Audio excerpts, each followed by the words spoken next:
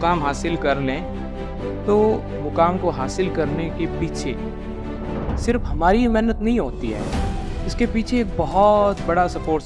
6-7 साल लग गए यहाँ तक पहुँचने में। तो ये कि कभी डगमगाना मत, मेहनत और पेशेंस, बाकी उनको ब्लेम कभी ना करें। चलिए, तो हम शुरू करेंगे। उससे पहले 3 भैया आपसे मिलने आए हैं जो इस बार सिलेक्ट हुए हैं, केवल उनसे 2 मिनट मिल लीजिए। उनका उत्साहवर्धन आप कर दीजिए, वो आपका करेंगे। बस 5 मिनट, फिर हम बातचीत शुरू कर देंगे, ठीक है? बुलाइए कौन कौन साथी हैं हमारे, आइए। अरे ओके प्लीज।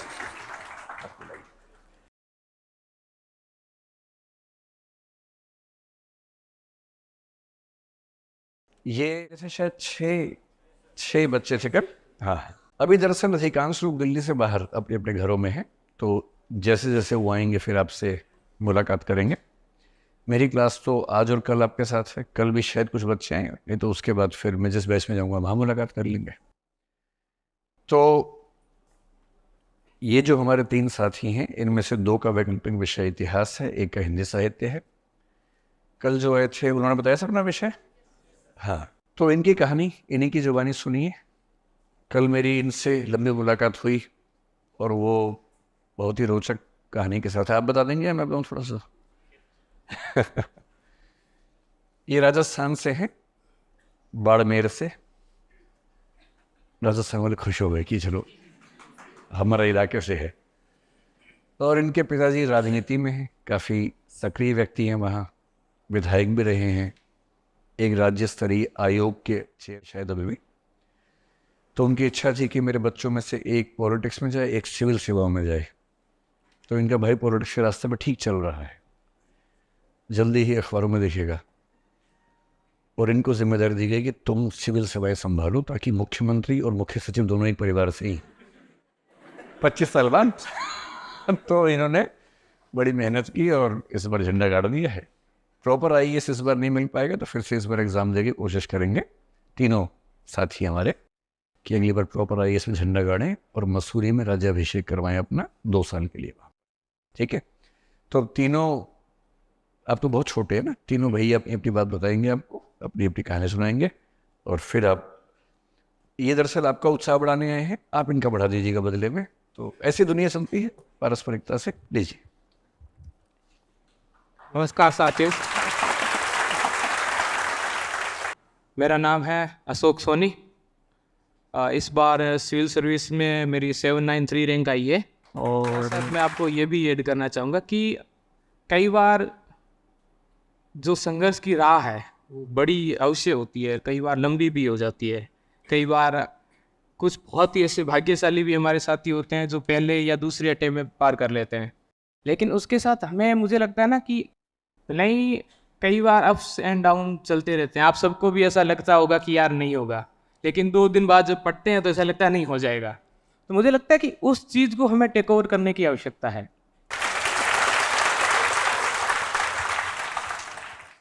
ये बहुत डरा हुआ है आप सब। बाहर में जब तीनों से मिला, इनकी फैमिली से मिला, तो मैंने कहा दिल धक धक तो नहीं कर रहा क्लास में जाने को लेकर। तो ये तो कॉन्फिडेंस में थे पूरे फुल एकदम कि नहीं कोई दिक्कत नहीं है। वो भी कॉन्फिडेंस में। नेताजी हैं तो उनको तो इलेक्शन रैली वैली का पुराना अनुभव है। ये पीछे भाग रहे थे के साथ। अब ये इनसे कह रहे कि आप बोलो पहले। यही कहा ना, अरे डरो मत यार, बोलो, कल को तुम पूरा जिला संभालोगे। ये तो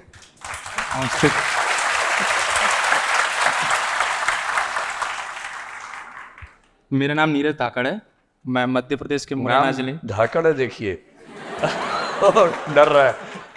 बोलो बोलो। मध्य प्रदेश के मुरैना जिले से बिलोंग करता हूँ। नाम तो सुना ही होगा, जोरा का। इस बार मेरी 747 रैंक है। आप जोरा से ही है प्रॉपर? जो जोरा मेरी तहसील लगती है। कौन सी? जोरा ही तहसील है मेरी। अच्छा, वो बिलगांव से थोड़ा अलग है। हाँ, नहीं, जोरा मतलब जोरा के पास है बिलगांव, गाँव है। ये मनोज शर्मा की जो फिल्म आई है ना, वो भी मुरैना की जोरा के पास एक बिलगांव नाम की जगह, वहाँ से है। अच्छा, आप जोरा से हैं? जी। तो मेरा ऐसे 16 को रिजल्ट आया, तो मुझे उस दिन तो खुशी हुई, लेकिन कल मनोज सर का मैसेज आया तब ज़्यादा खुशी हुई।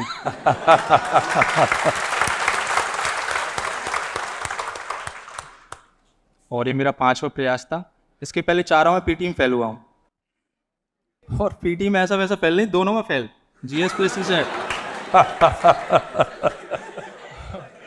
और मुद्दे की बात तो ये है कि पहला और दूसरा प्रयास में मैंने देखा ही नहीं कि मैं किस में फेल हूँ। तीसरे और चौथे प्रयास में मैंने देखा कि यार ये तो दोनों में फेल हो रहा हूँ। तो मैं सोचा अब तो कुछ करना पड़ेगा, पढ़ना पड़ेगा मतलब।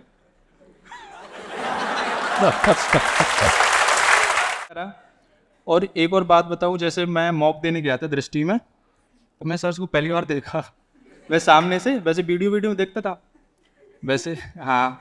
तो एथिक्स भी मैंने ऐसे ही ऑडियो वीडियो वाली की थी, तो उसमें भी तो फिर मैंने सामने से देखा, मैंने अब बोलूँ क्या मैं सामने से मॉक में। भाई मैं तो वहाँ हिल गया, मतलब मैं बोलूँ क्या सामने से। अब सामने से क्वेश्चन दाग दिया, वो भी हॉबी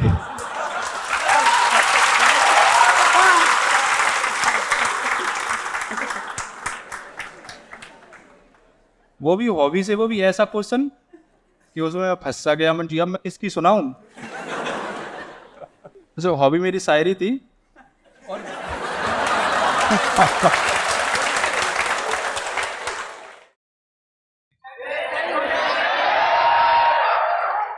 मैंने वैसे अभी लिखी 2-4 दिन पहले, वो सुना देता हूँ।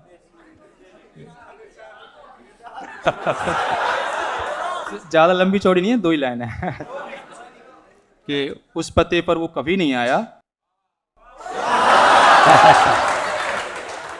कि उस पते पर वो कभी नहीं आया, जो पता उसका मुंह ज़बानी याद था। मैं वहाँ मॉक में ये था कि शायरी, अब 3 शायरी पूछ ली, और वो भी ऐसी सिचुएशन दे दी कि मान लो तुम्हें चंबल में बागियों ने पकड़ लिया, अब उसको हंसाना है। मैंने तो पूरी गंभरी सुनी थी, क्या हंसाना तो नहीं है।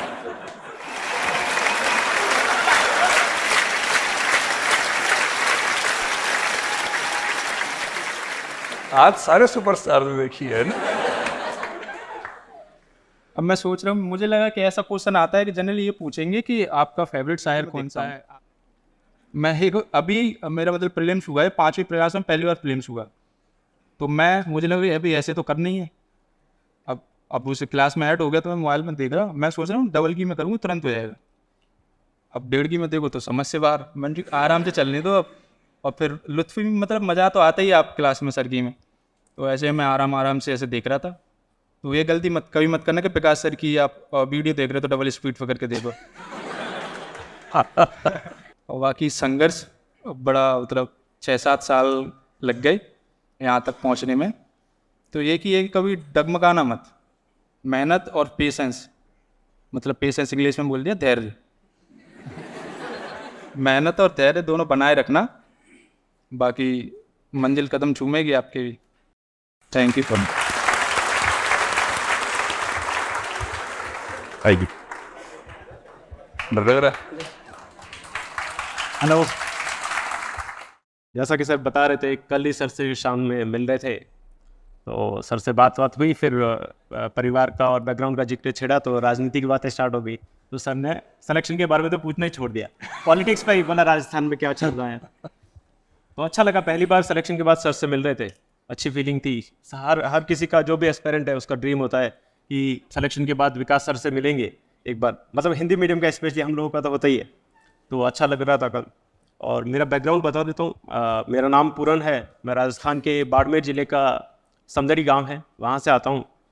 और पिताजी शुरू से राजनीति में थे, तो वहाँ से एक प्रेरणा, ज़्यादा सिलेक्शन बढ़ाएंगे। लेकिन ठीक है, वो प्रीलिम्स ही इस बार इतना ड्रास्टिक था। सीसर में तो मैं आया, तो मैं तो फेल मान लिया था, मतलब घर से फ़ोन आया कि कैसा हुआ एग्जाम।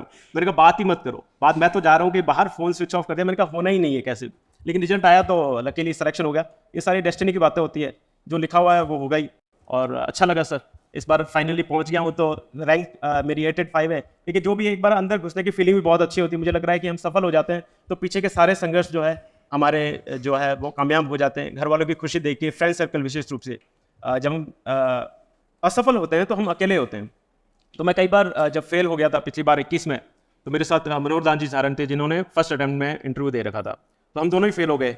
अब क्या करें, लास्ट 4 दिन बाद ही प्रीलिम्स का एग्जाम था, तो कुछ समझ में नहीं आता है क्या किया जाए। मतलब एक तो पढ़ते भी नहीं है, सबको लगता है जब इंटरव्यू दे रहे होते हैं, सबको लगता है इस बार सिलेक्शन हो ही जाएगा, इस बार तो फोड़ देंगे। लेकिन रिजल्ट आया नॉट फाउंड। तो फिर हम लोग यहाँ से जयपुर गए वापस प्रीलिम्स का एग्जाम देने। तो ऐसा लग रहा था कि यार जीवन खत्म हो गया है, ऐसा लग रहा था कुछ भी नहीं हो पाएगा यार, क्या करेंगे, फिर से इतनी उम्मीदें थी घर वालों की सबकी। तो फिर वापस एक बार तो दिल्ली से मैं छोड़ के चला भी गया, लेकिन फिर से दोस्त आपके इसीलिए महत्वपूर्ण, मैं ये चीज़ इसलिए बताना चाह रहा हूँ कि आपकी लाइफ में मोटिवेशन होना बहुत ज़रूरी है। दोस्तों ने, फैमिली ने बहुत सपोर्ट किया, उन लोगों ने, यार कि क्या हो गया, मतलब फेल ही तो हुए हैं, लाइफ खत्म नहीं हुई है, तो फिर से आओ, फिर से ट्राई करो। उन लोगों ने मेरे लिए यहाँ पे रूम अरेंज किया, सारी प्रॉब्लम्स थी, खाने का बोला भाई तुझे कुछ नहीं करना, तू तैयारी कर चुपचाप, बाद में निकलेगा, इस बार वापस तैयारी के साथ दे। तो लकीली उन लोगों का सपोर्ट, मैं ये जो मोमेंट है, अगर मैं उनका थैंक यू नहीं कहूँगा तो मुझे लग रहा है जस्टिफाई नहीं होगा। उन सबको, जो भी दोस्त मेरे साथ थे, वो मैं अभी भी रील बना रहा वहाँ से, तो उसने बहुत सपोर्ट किया। मेरा भाई विक्रम, क्योंकि मैं यहाँ पे था और पीछे घर की सारी जिम्मेदारियाँ मेरा छोटा भाई होते हुए भी उसने संभाली, उसका थैंक यू। मेरे मम्मी पापा जिन्होंने सपोर्ट, मतलब मम्मी पापा तो सबके सपोर्ट करते हैं, वो अनवेवरिंग फेथ आप में दिखाएंगे। आप गलत कर लोगे, उनको पता है नहीं भी पढ़ रहे, वो बोलेंगे नहीं मेरा बेटा हो जाएगा, वो हो जाएगा, तू बस पढ़ता रहे। तो उन लोगों ने जितना भी सपोर्ट किया है उन सबको थैंक यू, जिन लोगों ने भी। और फिर से एक बार ट्राई करेंगे, सर ने कहा है कि भाई यहीं पे रुकना नहीं है, इस बार फिर से मेहनत के साथ, नई स्ट्रेटजी के साथ तैयारी करनी है, रैंक इंप्रूव करना है। और थैंक यू दृष्टि का जो मेंटरशिप प्रोग्राम था उसको भी मैं कहना चाहूँगा, हम सब लोग उसी में थे, तो उसने राइटिंग स्किल्स में, मेंस प्रोग्राम में बहुत हेल्प किया। सर का जो है इनपुट हर स्टेज पे मिलते रहे, और आपके लिए, क्योंकि यहाँ तो अल्टीमेटली तो आप पढ़ाई करने आए हो, तो हर और स्ट्रेटेजी आपकी पढ़ाई से रिलेटेड ही होनी चाहिए। बाकी सारी बातें होगी, मैं बोलूँगा वो भी लाइफ का इंपॉर्टेंट पार्ट है, लेकिन अगर आप पढ़ाई नहीं करेंगे और उसकी स्ट्रेटेजी में इंप्रूव नहीं करेंगे तो हर बार रिजल्ट वही सेम आएगा। तो मैंने पिछली बार के स्ट्रेटेजी थी उससे इंप्रूव किया, तो इस बार रिजल्ट थोड़ा बदला है, इस बार और सर कुछ बताएंगे या जो भी होगा उससे और इम्प्रूव होगा। और लास्ट में यही कहना चाहूँगा कि 1000 बर्फ गिरे, लाख आंधियाँ आए, वो फूल खिल के रहेंगे जो खिलने वाले हैं। तो कोई भी परिस्थिति आए, आपको हिम्मत नहीं हारनी है, सीरियस भी रहना है, साथ में साथ लाइफ को एंजॉय भी करना है। ठीक है, आईएएस कोई ड्रीम मत, ऐसा नहीं है कि सिर्फ आईएएस ही लाइफ है, आपको खुद को हौसला बनाए रखना है, चीज़ें करनी है। और इंटरव्यू के स्टेज पे विशेष रूप से हम हिंदी मीडियम के छात्र हैं, तो मैं टैफ का फॉर्म जब भर रहा था तो यार हमारे हॉबीज़ में और इंटरेस्ट में बहुत प्रॉब्लम आती है, और हम मैन्युफैक्चर्ड हॉबीज़ बना लेते हैं, और इंटरव्यू के स्टेज पे हमारे कम मार्क्स आते हैं। तो अपने साथ साथ हॉबी डेवलप करते रहिए। अगर कोई कॉलेज के लेवल पे है, ग्रेजुएशन में अभी है, फाइनल में होगा, तो आप जो एक्स्ट्रा करिकुलर एक्टिविटीज़ है उसमें पार्टिसिपेट कीजिए। पढ़ाई के साथ साथ वो बहुत इंपॉर्टेंट है, आप कुछ क्रिएटिव करेंगे तो वो आपकी पर्सनैलिटी में झलकेगा वहाँ इंटरव्यू के स्टेज पे। और हम प्री और मेंस तो पास कर जाते हैं, लेकिन इंटरव्यू के स्टेज पे जाते ही हम सब लोगों का कॉन्फिडेंस चेहरे पे दिखता है, और वो बोर्ड को साफ नजर आता है कि यार ये डरे हुए लोग आ रहे हैं। हमको डरना बिल्कुल भी नहीं है, अपने आप को ऐसा बनाइए, जो भी स्किल है आपकी, कैसे भी स्किल हो। इनफैक्ट जो मेरे जो फ्रेंड थे मनोज दास जी, उनकी स्किल थी कैमल राइडिंग। तो मतलब जो भी आप गांव की आ रहे हैं, जैसे भी आ रहे हैं, जैसे भी स्किल है उसको डेवलप कीजिए, लाइफ को थोड़ा डाइवर्सिफाई कीजिए, तनाव कम होगा उससे। तो यही चीज़ें थी ना, मुझे लगता है कि बाकी ऑल द वेरी बेस्ट। इस बार आप प्रीलिम्स सब लोग देने वाले होंगे अपने हिसाब से। अच्छा, अगले साल देंगे, तो अगले साल के लिए आपको ऑल द वेरी बेस्ट। बाकी कोई भी दिक्कत है सर आपके लिए खड़े हैं। Sir thank you so much. अब मैंने इन तीनों बच्चों से कहा है कि इस बार तो सिलेक्शन हो गया, अच्छी बात है, लेकिन प्रॉपर आईएएस नहीं मिला है, तो ये भी तैयारी करेंगे, अभी फ्री नहीं हुए हैं। तो आप इन सबको शुभकामनाएं दीजिए कि अगली बार प्रॉपर आईएएस बने और आपका रास्ता साफ करें, ताकि उससे अगली बार फिर आपका रास्ता साफ हो गए, है ना। अब आप में से किसी एक बच्चे को बुलाते हैं, किसको बुलाया जाए? रुको रुको रुको रुको रुको, अच्छा आप आ जाओ, आप आ जाओ। आप तीनों भैया को बुके दीजिए।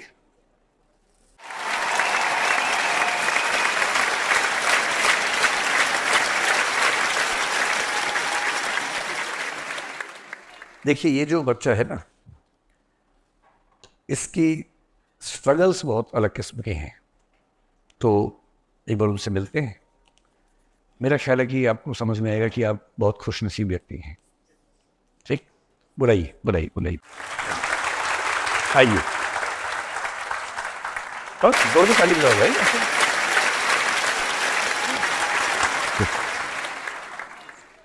ये हैं पवन कुमार, और अभी मीडिया में छाए हुए हैं, आपने शायद कहीं ना कहीं देखा भी हो, नहीं तो सामने देखिए ना, मीडिया में क्या देखना है, सामने देखिए। तो पवन के बारे में जो सबसे महत्वपूर्ण बात है वो ये कि इनकी स्ट्रगल्स काफ़ी गंभीर रही, और उसके बाद ये फाइनली इस बार 239 रैंक पे हैं। क्या सर्विस मिलने का अनुमान आपका? सर जैसे सर वैकेंसी के हिसाब से देखिए, लास्ट ईयर सर 180 थी आईएएस पे, और ईडब्ल्यूएस 18 थी, सर इस बार भी ऑलमोस्ट सेम तो मिल जाना चाहिए। तो आईएएस हैं फाइनली, और ये बहुत विनम्र होकर कह रहे हैं कि सर पिछली बार के हिसाब से तो ऐसा ऐसा था, मतलब आराम से आईएएस है, कोई दुविधा का मामला है ही नहीं। तो एक ऐसा आईएएस अफसर जिसने आपसे ज़्यादा मुश्किल हालात झेले आपके सामने हैं, तो मैं चाह रहा हूँ कि खुद आपको थोड़ा सा ब्रीफ करें अपने स्ट्रगल भी, और कैसे उसको पार पाया वो भी लीजिए। सबसे पहले मैं सर को नमस्कार बोलना चाहूँगा। मेरा नाम पवन कुमार है, जैसा कि आप सभी अभी सर ने आप इंट्रोड्यूस किया है, और मेरी रैंक 239 है इस बार के सिविल सर्विसेज एग्जाम में। मैं उत्तर प्रदेश के बुलंदशहर ज़िले का रहने वाला हूँ, और मैं उत्तर प्रदेश कल से मिसिंग था ना, इसलिए उत्तर प्रदेश वाले ज़्यादा खुश हो गए। जो मतलब जैसा मुझे लगता है कि आप सभी हिंदी मीडियम के ही हैं, तो मोस्टली रूरल बैकग्राउंड से सभी लोग होंगे। तो मैं भी आप सभी के जैसा रूरल बैकग्राउंड का रहने वाला हूँ, और 2 दिन पहले तक मैं भी आप सभी की तरह उसी लाइन में था, और अभी भी मतलब मुझे वो फील नहीं हो रहा है कि मेरा हो गया है। अभी थोड़ा सा डाइजेस्ट करने में टाइम लगेगा, क्योंकि हम मतलब जैसे यहाँ से एकदम ग्राउंड से उठे हैं, तो अभी जैसे फील ही नहीं हो रहा है कि अभी कुछ हो गया है। बस अब चल रहा है और एक सपने के जैसा लग रहा है। फोन वोन आने शुरू हुए? जी सर, सांसद जी, नॉन स्टॉप कॉलिंग। विधायक जी, मंत्री जी, सबके फोन आए। तो जिस दिन आप आईएएस बनेंगे ना, उस दिन शाम को मंत्री जी, सांसद जी, विधायक जी सबके फोन आएंगे। और यदि आपकी शादी नहीं हुई है तो बड़ी बात नहीं कि मुख्यमंत्री जी कहें कि बेटा एक बार आओ कभी, अगर उनके घर में कोई ऐसा मेंबर है तो। सर वही हो रहा है, वो होना स्टार्ट हो गया है। कई बच्चे इसी पे खुश है कि ये प्रेरणा मिली है। अब तक मुझे लग रहा है कि ऑलमोस्ट सभी ने मतलब जो वीडियोज है वो देखी होंगी, तो मतलब इसमें तो कुछ छुपा ही नहीं है कि जो मैं जिस बैकग्राउंड से आता हूँ, एक तो रूरल बैकग्राउंड है, तो एक्सपोजर की कमी रहती है। जैसे हम जैसे लोग, मैं हिंदी मीडियम हूँ या हम ग्रामीण क्षेत्र के लोग हों, मतलब इसमें शहरी क्षेत्र से जो है या इंग्लिश मीडियम से जो है वो अपने आप को लेफ्ट आउट फील ना करें। तो एक तो यही है कि बैकग्राउंड ऐसा होता है, तो ये अपने आप में डिफ़िकल्टी होती है कि यूपीएससी जैसे एग्जाम में तैयारी करना, स्टैंड करना वहाँ पे आके, और ऐसे लोगों के बीच में फ़ाइट करना जो संसाधनों में हमसे कहीं आगे हैं। मतलब उनके लिए मेरे दिल में कोई ऐसा नहीं है कि वो ऐसे क्यों हैं, या अपने लिए भी कोई कुछ ऐसा नहीं है कि मेरे पास वो चीज़ें क्यों नहीं हैं। तो ये कभी भी अपने जो परिस्थितियाँ हैं या जो कंडीशंस हैं उनको ब्लेम कभी ना करें। मतलब जो आपके पास है उसको फुली यूटिलाइज करें, और रास्ता खोजने की कोशिश करें कि आप जहाँ हैं, जैसे हैं, वहाँ पे रह के चीज़ों को कैसे अच्छा कर सकते हैं। तो मेरे साथ यही था कि जैसे मेरा एक गोल क्लियर था कि मुझे ये करना है। ये मेरा स्कूल टाइम से ही हो गया था कि मुझे यूपीएससी ही करनी है। उसके लिए जैसे सबसे पहले होता है कि आपका गोल आपके दिमाग में क्लियर होना चाहिए। तो गोल क्लियर हो गया, उसके बाद में होता है कि आप उसको करने कैसे वाले हैं, आपको प्रोसेस पता होनी चाहिए। फिर सारी चीज़ें आपके ऊपर होती हैं कि आप उस प्रोसेस को कितना ऑनेस्टली उसको यूटिलाइज कर रहे हैं, कितना ऑनेस्टली उसको फॉलो कर रहे हैं। तो अपनी प्रोसेस में मैं ऑनेस्ट रहा, और आज मैं आपके सामने हूँ। तो जो पहले बच्चे आए थे उनको तो आपने प्रोत्साहन दिया था कि अगला बार आईएएस बन के आना हमारे सामने, ये तो आईएएस बन गए, इनको तो आप कुछ प्रोत्साहन नहीं दे सकते। तो यही आपको देंगे, एक तरफा होगा, है ना। इनको आप क्या प्रोत्साहन देंगे कि अच्छा काम किया है ना। तो देखिए, मैं अक्सर कहता हूँ, इन बच्चों से भी कहता हूँ, आईएएस बनना बहुत बड़ी बात है, लेकिन देश में 5000 आईएएस है। कोई नहीं पूछता एक समय के बाद, जब तक आपका काम ऐसा ना हो कि लोग याद रखें। तो पहली बड़ी बात है आईएएस बनना, बहुत बड़ी बात है, इन्होंने हासिल कर लिया। अगली बड़ी बात तब है जब 2, 4, 5, 10 साल के बाद अखबारों में बड़ा बड़ा नाम आए, अच्छा काम करने की वजह से। नाम तो अखबार में कई वजह से आ जाता है, लेकिन अच्छा काम किया। क्या होता है कि जिस जिले में आप कलेक्टर है ना, वहाँ की जनता धरना दे सकती है आपके नाम पे 2 वजहों से। एक, क्योंकि आपका ट्रांसफ़र हो गया है। दूसरा, क्योंकि ट्रांसफ़र नहीं हुआ है। समझ गए पूरा खेल। तो आपका ट्रांसफ़र होने पर जनता सड़क पे उतरे तो मज़ा है, जनता सड़क पे उतरने के बाद ट्रांसफ़र हो तो मज़ा नहीं है। और जब बीच में उनको भी कोई नहीं जानता है, तो ऐसा काम करना है कि मुख्यमंत्री को भी ये लगे कि भाई इसको हटाना आसान नहीं होगा, जनता परेशान हो जाएगी। और मुझे उम्मीद ये है कि जो बच्चे ऐसी स्ट्रगल वाली बैकग्राउंड से आते हैं, ग्रामीण परिवेश से आते हैं, उनको समाज की समझ ज़्यादा बेहतर होती है। और जो समाज को ज़्यादा बेहतर समझता है, वो पॉलिसी मेकिंग में, इम्प्लीमेंटेशन में, समाज से बातचीत करने में ज़्यादा सहज होता है, ज़्यादा सफल होता है। तो आप सबकी तरफ से मैं भी शुभकामनाएं देता हूं इनको कि ये अपना नाम रोशन करें और कुछ शानदार सिविल सेवकों में अपना नाम शुमार करवाएं। और इनको बुके देने के लिए उत्तर प्रदेश तो कौन कौन है अपने से? आप कहाँ से हैं? यूपी से हो? आओ, उत्तर प्रदेश का बालक, उत्तर प्रदेश के क्या न्यूज़ बनेगी? उत्तर प्रदेश का भावी आईएएस, उत्तर प्रदेश के वर्तमान आईएएस को बुके देते हुए।